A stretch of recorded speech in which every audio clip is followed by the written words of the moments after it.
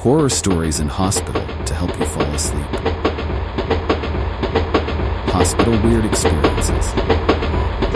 As you all know from my previous stories, that I work as a nurse on a night shift schedule. This story is not really particularly scary, but definitely of the weirdest I've experienced. I work on this unit where it is just one hallway of rooms with a 20-bed capacity. Room 20th is at the very end of the hallway, where the stairway to exit is located. Other than that, it is a dead end.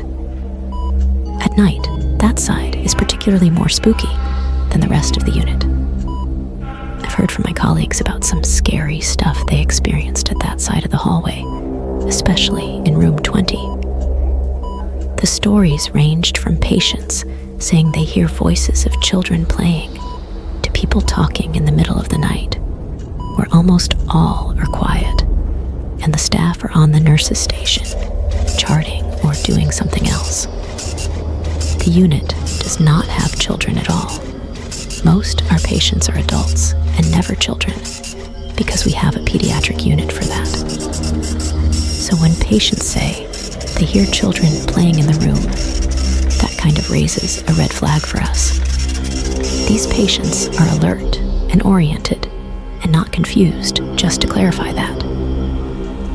In regards to people talking, we dismissed that as probably just us staff talking. This particular experience by an aide of ours is somewhat a little bit terrifying, as this aide relay what happened to me when we were talking about paranormal stuff in the hospital. Apparently, one night, he went to help out the patient in room 20. I believe it was something about toileting or something else. Anyway, after finishing helping the patient and making her settled in the bed, the patient thanked the aide and asked him, "Have you seen that lady by the door? She's been standing there behind you for a while now. She might need your help." There was no lady by the door, and she was the only patient at that side of the hallway. If we do have some patients, they're in their room and not ambulating, since most can't ambulate on their own.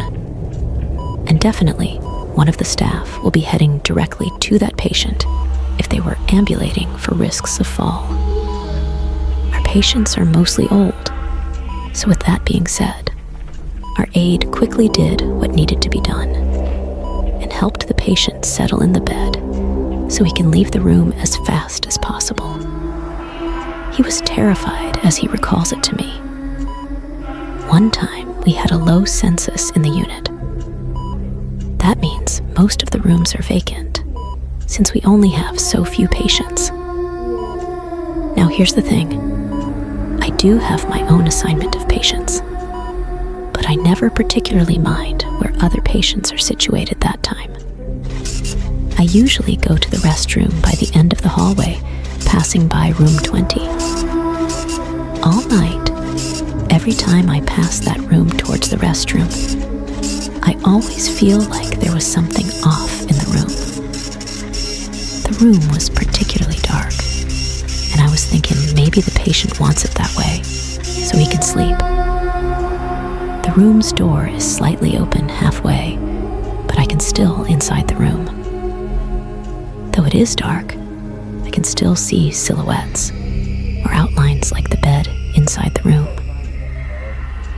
All night long when I passed that hallway, I really thought there was a patient in there. And to my surprise, an aide of ours went in the room to set it up for an admitting patient. I was shocked and baffled that it was empty all along. Why was I confused to know it was empty? Because all night long, I felt a presence in that room, which made me think that there was indeed a patient in there. That definitely creeped me out. Patients also reported of sounds like walking on the wall or ceiling. I would understand and shrug it off if they described it as walking outside their doors, since we always walk on the hallway. That's not something paranormal. However, The patient described the sound like it was inside the room and on the walls, which is very weird. Hospital haunt in Cleveland. It was around 1994 to 95 when I got hired at one of the major hospitals in Cleveland, Ohio. Leaving the name out, but there are several. I had a medical background and was hired for the radiology department. Most of my experience was in patient care and secretarial work. However, I adjusted quickly to radiology. I learned very fast. After the first year, I began to hear stories about a ghost in the basement radiology file room. Every hospital has file rooms where the older patient film cases are stored before they leave the facility to go to a special warehouse for continued storage. Back then, we had actual hard copy X-ray films. Does anyone remember actual X-ray films? This was several years before going digital. After that point, we would burn patient CDs for them to take to doctor appointments or surgeries. I would quite frequently go down to the basement to pull basket loads of film folders for patients to pick up for upcoming appointments, surgery cases, or doctor's case presentations. I was in the basement file room pulling a lot of films for an upcoming presentation.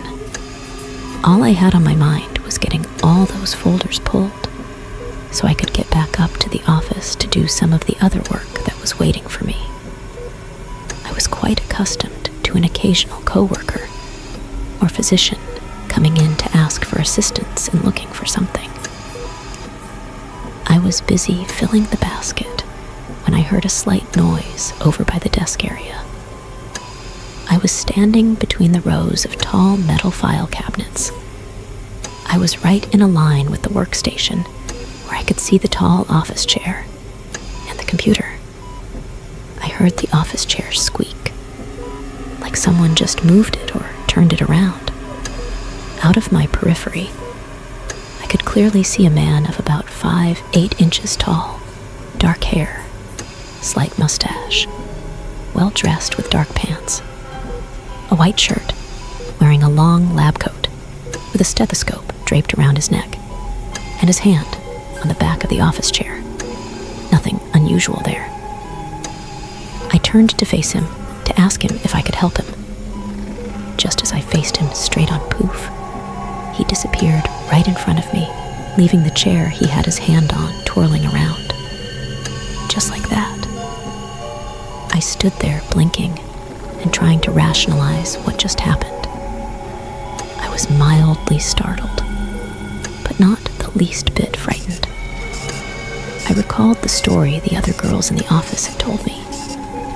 I didn't take them too seriously at the time.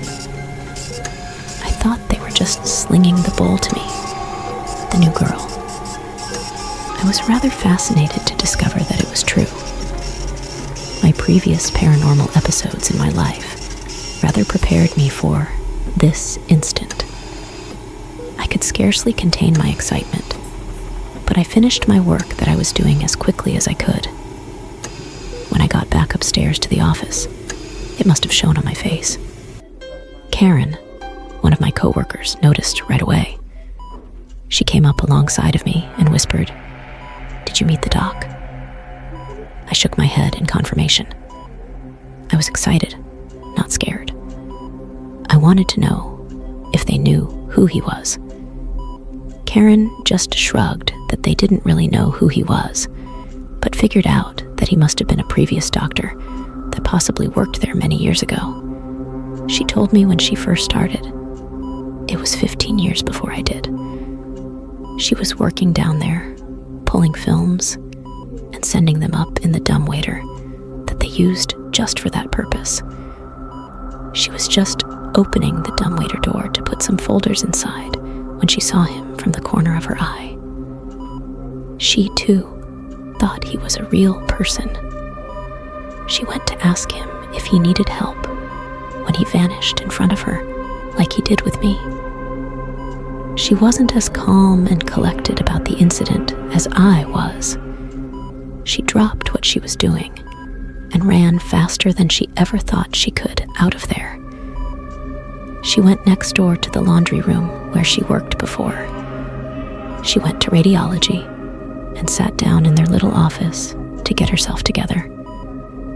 One of her friends could see something was amiss with her and asked her what the problem was. She told her. The woman nodded and grinned. She told her, "Don't worry. He won't hurt you. He comes here occasionally. We'll briefly see him walk in and disappear, but he doesn't really bother anyone."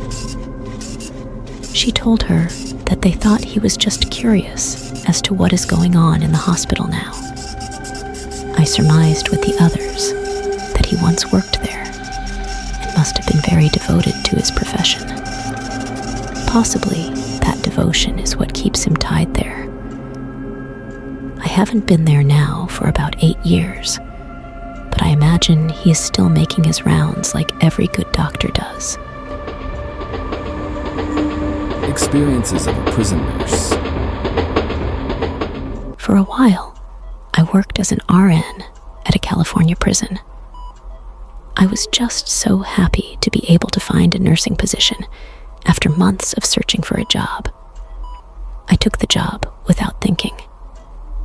It's quite an adjustment because you're basically locked in a facility full of society house worst. But I learned the different jobs, and after 3 months, I was on my own. These are the weird experiences I encountered while working at this facility. My first weird experience was when I was sent to the facility's hospital. I had just passed morning medications and had started on charting. The regular nurses usually take a break between 0830 and 0900, so I agreed to stay at the nurse's station, since there has to be a nurse present at all times. Just to the left of the nursing station was a hallway with patient rooms on both sides, and to the right was the desk for custody officers. I was sitting there charting when I felt like someone poked my right shoulder. Turning around, I was surprised to find no one there. Figuring it was just a muscle spasm, I went back to charting, but it happened again. Getting up, the custody officer was sitting at his desk doing paperwork, and the inmate porters were sweeping the hallway. The other nurses were still in the break room down the hall. I figured I was imagining it and went back to work. Well, later on in the day during shift change, I was giving a report to the oncoming nurse when I felt like someone kept poking my back.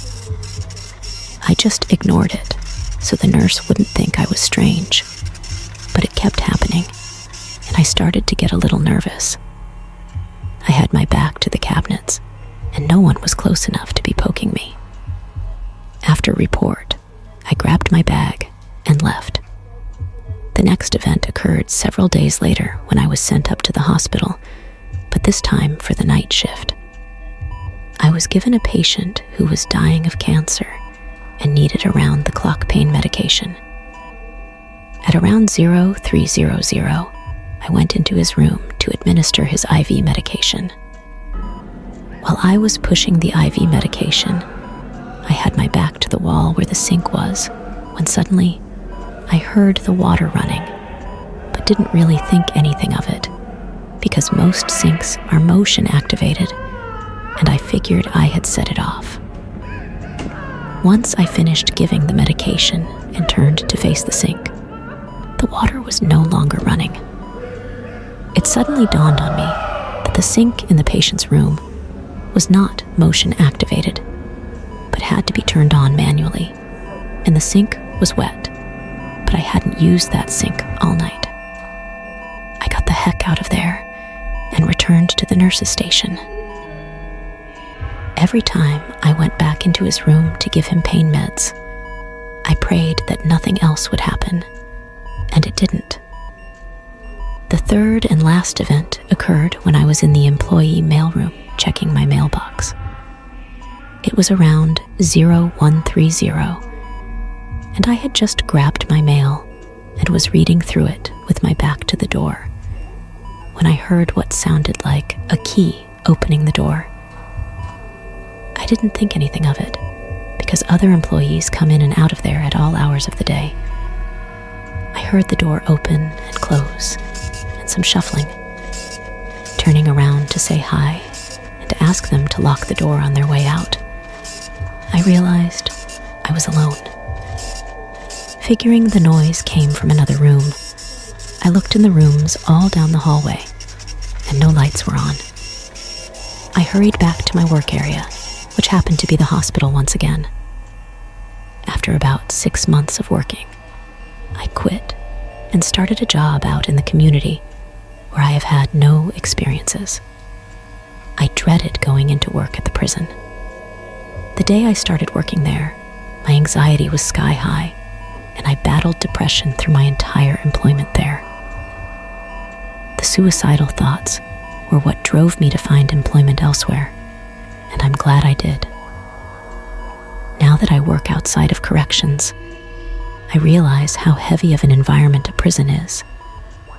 It's just dark and depressing. One thing I realize now, when I think back about it, was the continuous feeling of being watched. Yeah, there are cameras all over that place, and the guard towers, but many hospitals have security cameras as well. This feeling of being watched was just different, especially in the hospital. There are many people who are able to work in a prison without problem, but for some reason, I couldn't handle it. It still bothers me that I never actually saw any of these events occurs. I just heard or felt them, which makes me doubt myself. I will never work in a prison again.